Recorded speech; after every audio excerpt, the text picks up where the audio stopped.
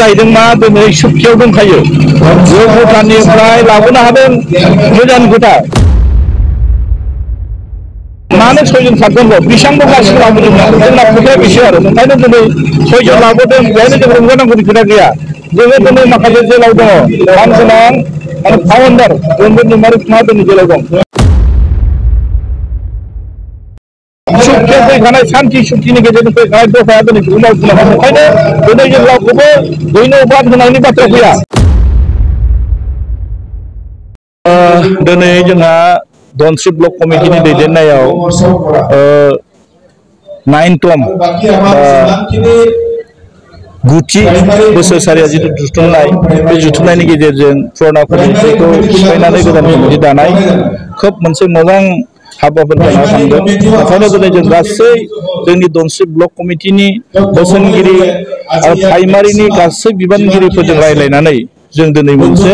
गोदान मोनसे कमिटि दानानै होनो हादों आरो बे कमिटिनि दिनै गोदान कमिटिया पुराना कमिटिफोरखौ जोङो रायज्लायलायनायनि गेजेरजों जोङो बिथांमोनखौ आपग्रेसन खालामनानै गोदानै जोंहा धनस्रि ब्लक कमिटिनि सिमसुं मोसाहारि आरो सिमांसा बर' बिथांमोननि दिनै कमिटि हिसाबै बिथांमोन सिमसुं मोसाहारि आफादगिरि आरो सिमांसा बर'खौ जोङो गाहाय नेहाथारि हिसाबै मोननो हादों आरो जोङो अमेन कमिटि हिसाबै जोंहा साबिना बसुमतारी आरो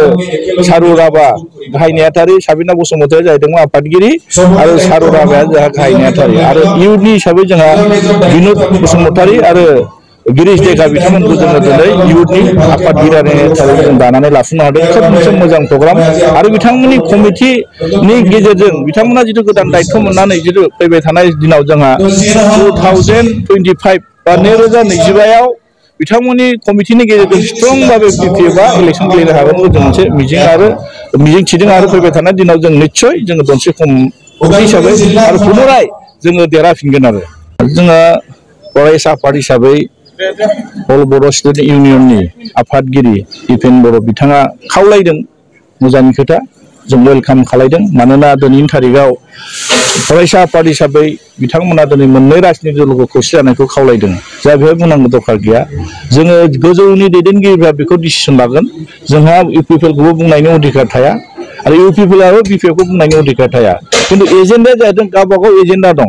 ओंखायनो दिनै बिपिएफनि जिथु एजेन्डा बयबो रायजो राजाफ्रा मिथिखायो दिनै मा मावदों मा मावाखै बेखौ जों मोनफा मोनफा रायजोनि गेजेराव बेखेवनानै होनायनि बाथ्रा फैया ओंखायनो दिनै जोङो डिसिसना बे जे बिपिएफआ हाइ कमान्डआ मा लायो जों बेखौनो मानिना सोलिनांगोन ओंखायनो जोंहा लक्ष्यआ बे नङा जोंनि हिसाबा जाहैदोंना फैबाय थानाय 2025आव बिपिएफआ मोरै सरकार फैगोन मानगोनां हाग्रामा महिला सारखौ जों मोरै बिटिसिनि सिफ खालामनो हागोन जोंहा बिदि सिमां आरो खोथाया जाहैदों मा दिनै सुक्तियाव दंखायो जों भुटाननिफ्राय लाबोनो हादों मोजां खोथा दफाफोरखौ इमप्लिमेन्टेसन खालामनांगौ जों लाबोनायखौ बाजायाखै मानो 6 जन 7 जनल' बेसेबांबो गासिबो लाबोजोबनांगौ जोंना खोथाया बेसो आरो ओंखायनो दिनै 6 जन लाबोदों बेहायनो जों रंजानांगौनि खोथा गैया जोङो दिनै माखासे जेलाव दङ मान गोनां माने फाउन्डार जोंबो दैमारि बिथाङा दिनै जेलाव दं आरो बिथांजों लोगोसे दिनै जेलाव दिहुनबाल' बे जोबनानै थाङा जायफोर दिनै केस दं बेबो जोबनांगौ रिहेबिलिटेसन खावसे मोनदों खावसे मोनाखै जायफोर मोनाखै बिथांमोना मोननांगौ बे जिथु होखानाय सुक्तियाव फैखानाय सान्थि सुक्तिनि गेजेरजों फैखानाय दफाया दिनै बेखौ मावफुंनांगौ ओंखायनो दिनै जों रावखौबो धन्यबाद होनायनि बाथ्रा फैया धन्यबाद जों होगोन बिथाङा मोनफ्रोमबो दफाखौ दिनै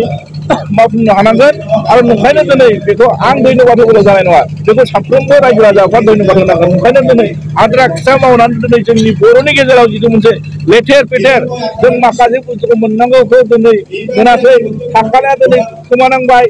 आरो माखासे सुक्तिखारिफ्रा दिनै जेलाव थानांबाय कर्टआव हाजिरा हैबाय थानांदों बेबायदिनि गेजेराव जोंनि समाजा दिनै मोजांनिख्रुइ मोनसे गाज्रि लामाथिं माखासे माबाखौ जोङो गावनि गेजेराव थानायखौ नुदों ओंखायनो दिनै जोङो खावलायगोन जे सरकारा बेखौ मावफुंनांगौ आरो बेफोरखौ रायजो राजाफ्रा बिसार खालायगोन जों रायजो राजाजों कन्टिनिउ थायो सोरबा बेमार आजार जादों सोरबा लोमजादों सोरबा थैदों सोरबा बिपद जादों जोंनि गासैबो आंनि नङा जोंनि धनस्रि समष्टिनि कर्मिफ्रा बिराद स्ट्रं आरो रायजो राजाफ्रा फोथायो जायनि बेलायाव जोंनि कर्मिफ्रा स्ट्रं बानबो रायजो राजाफ्रा फोथायबायना ओंखायनो नुदों जोंनि धनस्रि समष्टिनि ग्रासरुट लेभेलनि लानानै ग्रासरुट लेभेलनि कर्मिफोरनिफ्राय लानानै जिल्ला लेभेल सेन्ट्रेल लेभेल गासिबो जों जिरायना थाया रायजो राजाफोरजों थानानै जों खामानि मावो ओंखायनो दिनै रायजो राजाफ्रा जोंखौ फोथायो आरो बेबायदि हिसाबै जों थांनाय MP इलेक्सनावबो जों उथ्रिसारनो हादों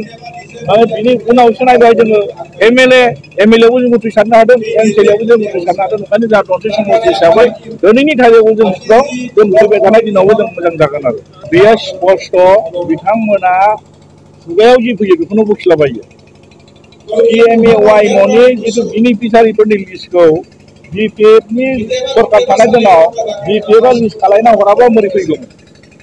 बेनिफिसियारिफोरनि लिस्टआ फैनाय नङामोन ना ओंखायनो दिनै सरकारा बिथांमोन जाबाय नालाय दायित्वसो मोनदों बिथांमोना लुनांगौ BPFआ मावना गालांनाय खामानिखौ दिनै बिथांमोना दायित्व मोनदों बिथांमोन मावनाय नङा बियो BPFनि दिनावनो सोलिबोखानाय BPFनि दिनावनो मावखानाय दा बिथांमोना बे न'खौ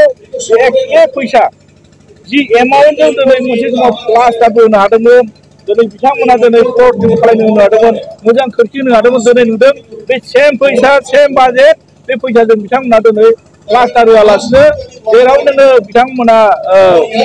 3 इंसि होनांगौखौ बिथांमोना 5 इंसि काटनि खालायदों 5 इंसि होनांगौ 3 इंसि काटनि खालायदों बिथांमोना उल्टा पुल्टा खालायजोबदों आरो ओंखायनो दिनै PMAY न'आव बिथांमोना फेलर जादों मोजां जायाखै दुखिया मानसिफोरनि मोननांगौ बेखौ बिथांमोना राजनिति खालायदों जाहाथे बिथांमोनखौ आं खावलायगोन नोंथांमोना मोजां सरकारखौ खालामनो थांनायाव सोरनिबा मोननांगौ प्रजेक्टखौ माने BPL फेमिलिखौ जाहाथे दानला दानसे खालायालासिनो बिथांमोननो